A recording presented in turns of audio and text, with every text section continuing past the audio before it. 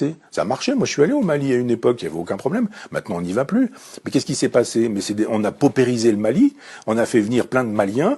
Le Mali est devenu pauvrissime. On a continué à exploiter les sous-sols justement pour avoir les matériaux rares qui nous permettent aujourd'hui de faire des voitures prétendument écologiques. C'est-à-dire les voitures hybrides qui fonctionnent aujourd'hui à l'électricité fonctionnent à l'électricité nucléaire. Et quand elles ne fonctionnent pas à l'électricité nucléaire, elles utilisent des métaux rares qui eux-mêmes sont prélevés en Afrique. Et voilà pourquoi on est au Mali. On n'est pas là-bas parce qu'on aime tellement la liberté qu'on les préserve du djihadisme. On s'en fout du djihadisme là-bas. On veut juste pouvoir exploiter, avoir des bases et pouvoir exploiter le sous-sol des Africains parce que la France est tellement islamophile de manière intérieure qu'elle est islamophobe sur la totalité de la planète. Il n'y a rien de...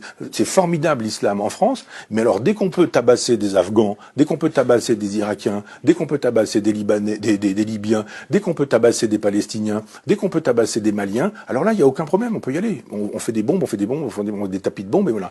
5 ou 6 millions de gens sont morts, de musulmans sont morts dans les frappes occidentales. Pour quelle raison? Parce que on vend des armes, complexe militaro-industriel, possibilité pour les gens qui fabriquent des bombes, des avions à réaction, etc., de dire il n'y a pas de problème. Et après, on fait quoi? Quand on a fait beaucoup d'argent, on finance les chefs d'État américains, qui eux-mêmes financent ces guerres, qui sont des guerres islamophobes. Ces guerres islamophobes génèrent le terrorisme. Le terrorisme, il tombe pas du ciel. Voilà des gens à qui on a dit, vous aviez un pays, vous aviez un chef. Ce chef, c'était Adolf Hitler. On détruit votre pays et en même temps, on installe la terreur au quotidien. Que font ces gens-là? Ils arrivent en Occident, ils ont perdu leur famille, ils ont perdu des membres de leur famille, ils ont perdu leur boulot, leur dignité, leur pouvoir d'achat, leur langue, leur culture, leur tradition, leur nourriture. Ils ont perdu tout ça. Ce sont comme des animaux en cage et on leur dit voilà vous avez la liberté, ils sont là, etc. Mais il y a des gens qui deviennent paumés et qui peuvent se faire endoctriner par l'islam politique parce que d'un seul coup c'est un horizon. Parce que c'est une hypothèse. Si on vous dit, mais vous vivez dans un endroit qui vous déteste, ils sont tous racistes, votre pays, vous n'y êtes plus, vous n'y allez pas, vous n'y retournez pas, puis vous faites quoi? Vous avez un pays qui s'appelle l'islam. Votre pays, c'est l'islam, c'est l'Oumma. Donc je pense que tant qu'on n'aura pas une politique nationale, une politique européenne, une politique planétaire et mondiale, c'est-à-dire tant qu'on n'aura pas de projets qui ne soient pas des projets d'argent, de fric, en disant allez-y, circulez, c'est formidable, plus on a des migrants ici, plus on peut baisser les salaires.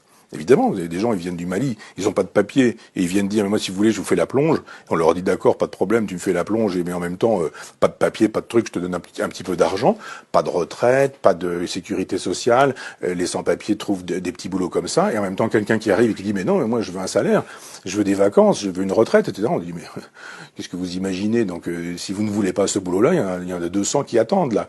Donc, l'immigration, telle qu'elle est pratiquée aujourd'hui, elle fait le jeu du capitalisme planétaire. C'est formidable, l'immigration. Et c'est pas étonnant si le MEDEF est pour, si la droite libérale, la gauche libérale sont pour, et qu'en même temps on dit venez, venez, venez, ça fait une main d'œuvre pas chère du tout, et en même temps on vous humilie. On vous exploite, on vous méprise. On va vous mettre dans des cages à lapins, on va laisser vos gamins dans les caves, il va falloir faire du trafic de hashish pour vivre, de cocaïne, de drogue, etc. Et puis on ferme les yeux là-dessus. Territoire perdu de la République, aucun problème. Tout ça rend possible le business. Ça rend possible le business. L'immigration est une chose qu'on ne doit pas laisser aller en disant venez quand vous voudrez, puisqu'on sait très bien que dans ces cas-là, c'est la loi de la jungle. L'immigration, c'est quelque chose qui doit être voulu entre un État, entre un continent, donc la France, l'Europe, et puis entre d'autres pays avec lesquels on passe des accords de coopération. Il faut qu'il y ait des universités au Mali, il faut qu'il y ait des hôpitaux au Mali, il faut qu'il y ait des routes, des autoroutes, il faut qu'il y ait des centrales électriques, il faut qu'il y ait des possibilités d'avoir, je sais pas quoi, des garages, des voitures, des écoles, etc. Tant qu'on ne pensera l'immigration qu'en termes de c'est bien l'immigration ou c'est pas bien, vous êtes pour ou vous êtes contre, vous êtes pour, vous êtes formidable, vous êtes contre, vous êtes comme Marine Le Pen, vous êtes un salaud. Non, la question de l'immigration, c'est laquelle, quand, pourquoi, à quoi sert cette immigration aujourd'hui, pourquoi fait-elle le jeu du grand capital, pourquoi est-ce qu'effectivement ça permet de détruire le code du travail, pourquoi ça permet de détruire les salaires, pourquoi ça permet de détruire les retraites, parce qu'on a une main d'œuvre qui est taillable et corvéable à merci, dès lors que quand on parle aujourd'hui de la traite des esclaves, c'est formidable d'aller chercher des poux dans la tête des gens en disant mais il y a une traite des esclaves là en 1492. Ouais, d'accord, très bien. Mais il y a actuellement une traite des esclaves. Quand on laisse passer tous ces migrants en disant venez, venez, venez, installez-vous où vous voulez, il y a toujours une toile de tente ici, il y a un bout de square là, il y a un endroit où vous allez pouvoir vous mettre à l'abri ici, puis voilà, puis débrouillez-vous pour le reste.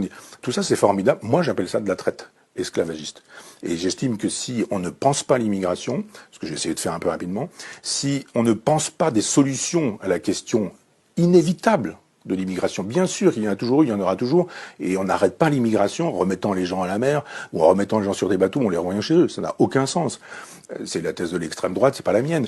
Mais c'est juste de dire quelle politique de l'immigration pouvons-nous avoir qui serait une politique de civilisation. On est en train de détruire les civilisations. Moi, j'adore l'art africain, je collectionne un peu d'art africain.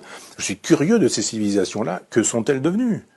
Que sont-elles devenues? La civilisation, c'est quoi pour ces gens-là? On a détruit leur peuple, leur langue, leurs coutumes, leur façon de s'habiller. Ils sont tous avec des Nike, des machins, des téléphones portables, etc. On dit, mais c'est ça que vous voulez, un grand marché planétaire? Avec des gamins qui sont des consuméristes, des gamins pour lesquels l'horizon indépassable, c'est le grand magasin dans lequel on peut acheter, le supermarché dans lequel on peut acheter des choses, des objets, des biens avec lesquels on peut pouvoir frimer, montrer que, etc., etc. Mais quand vous regardez la sagesse africaine, on l'a pillée, on l'a massacrée.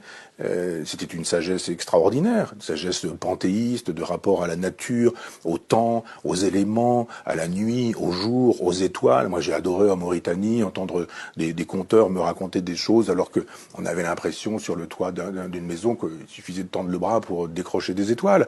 Et on se dit, mais qu'a-t-on fait de la civilisation malienne, mauritanienne? Ah bah, quand il s'agit d'avoir 3 statues au Quai Branly, c'est formidable. Les arts africains, les arts premiers, ça c'est formidable. Mais quand il s'agit de dire qu'avez-vous fait de ces civilisations que vous continuez de détruire? L'immigration sauvage et libérale, comme elle est pratiquée, est un génocide de civilisation. On tue les civilisations. Mais le grand marché planétaire qui veut un gouvernement planétaire et qui ne veut que des individus qui consomment, quelle que soit leur religion et leur couleur de peau, a intérêt à dire traversez la Méditerranée, pas de problème.